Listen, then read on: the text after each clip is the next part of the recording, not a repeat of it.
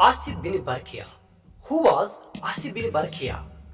कौन था आसिफ बिन बरखिया जो जिन्नात से भी ज्यादा ताकत रखता था? आसिफ इब्न बरखिया ने आसिफ बिन बरखिया तक आसिफ बिन बरखिया आसिफ बिन बरखिया आसिफ बरखिया आज हमारी गुफ्तगू का मरकज आसिफ बिन बरखिया है। द मुस्लिम लेजेंड आसिफ बिन बरखिया का जिक्र यहूदी और मसीहा के कदीम अहदनामों में भी मिलता है। इसके अलावा बहुत से कदीम कुतुब में उसका जिक्र मिलता है, लेकिन हर जगह उसका जिक्र गाने वाले के तौर पर आया है। कहा जाता है उसका बाप उसके बेटे भी यही काम करते हैं। लेकिन कुरान ने इस शख्स को कैसे पेश किया, तो आइए जानने की कोशिश करते हैं आज के इस वीडियो में।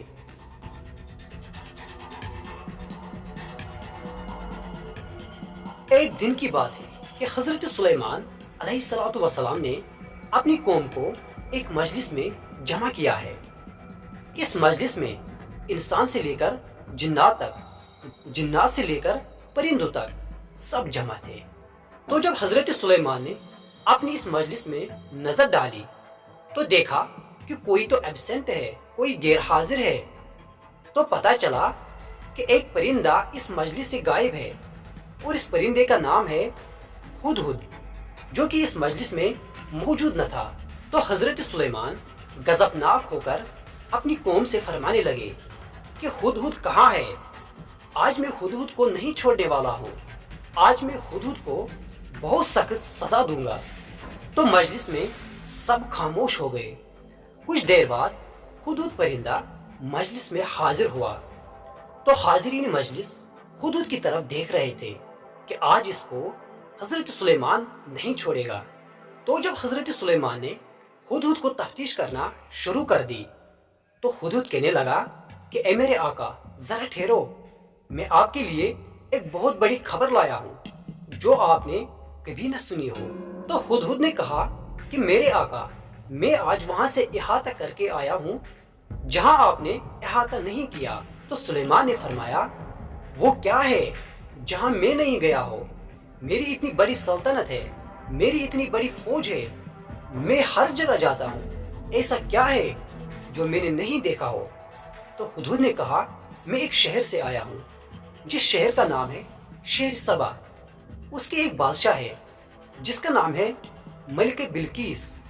उसका एक बहुत बड़ा ताकत है, लेकिन वो खुदा को छोड़कर सूरज को सजदा करते हैं, सूरज की पुरस्तिश करते हैं और शैतान ने उनके कामों को नुमाया बनाया है।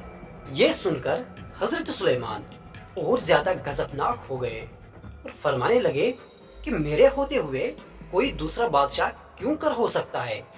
मेरी इतनी बड़ी सल्तनत है, इससे भी कोई बड़ा बादशाह हो सकता है आज?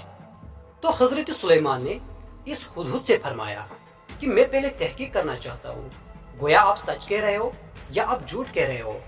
मैं इस बात पर पहले तहकीक कर दूंगा कि ए हुदहुद, ये लो मेरा खत और मलिक बिल्किस की तरफ जाओ, उसे मेरा पैगाम दो। उसे कहो कि हजरत सुलेमान आपको इस्लाम की दावत देता है। अगर वो दावत कबूल करे तो ठीक है, नहीं तो हम उस पर चढ़ाई करेंगे, उन पर हमला करके उनको तबाह व बर्बाद कर देंगे।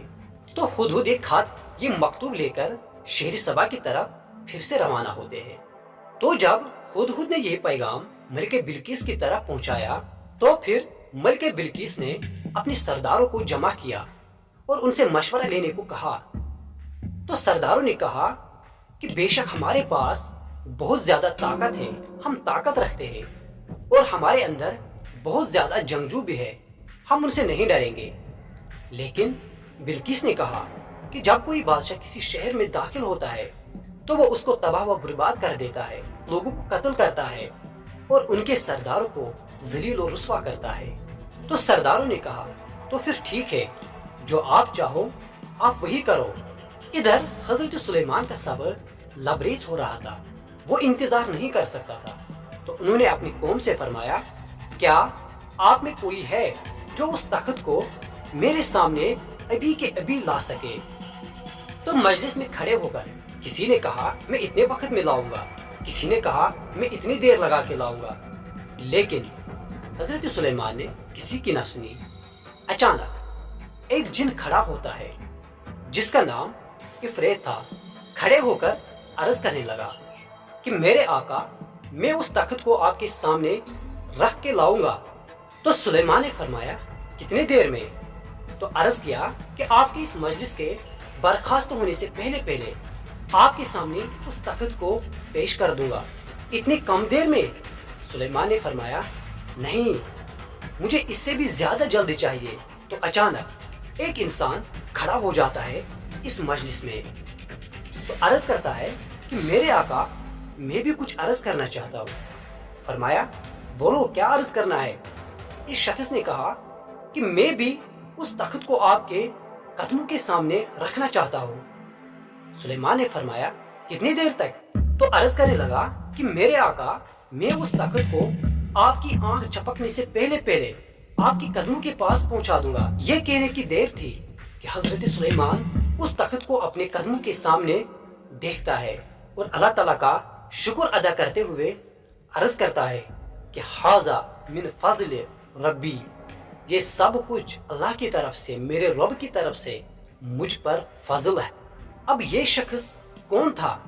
یہی تو وہ ہے جو آج ہماری گفتگو کا مرکز تھا۔ یہی تو ہے وہ جو میں نے آغاز میں کہا، آصف بن برخیا۔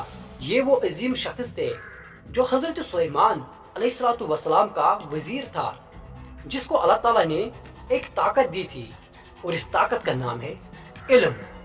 اللہ تعالیٰ نے قرآن میں ارشاد فرمایا کہ یہ وہ شخص تھا جس کے پاس اس کتاب کا علم تھا، اور علم کی بدولت اس کے پاس یہ طاقت حاصل تھی کہ وہ ہزاروں میل دور فاصلے پر ایک تخت بھی لا سکتا ہے۔ آصف بن برخیا نے یہ کمال دکھایا کہ آنکھ جھپکنے سے پہلے ہزاروں میل دور فاصلے پر تخت بلقیس کو حضرت سلیمان کے قدموں کے نیچے رکھ دیا۔ یہ کمال ہے حضرت سلیمان علیہ السلام کے امتی کا۔ ذرا سوچو کہ وہ ولی جو حضرت سلیمان کا تھا، اس نے اتنی دور فاصلے سے اپنا جوہر دکھایا، اپنا کمال دکھایا اور سب کو حیران کر دیا۔ اس امتی کا طاقت کتنا ہوگا، اس ولی کا طاقت کتنا ہوگا، اس کا کمال کتنا ہوگا جو ولی حضور علیہ السلام کے امت سے ہوگا۔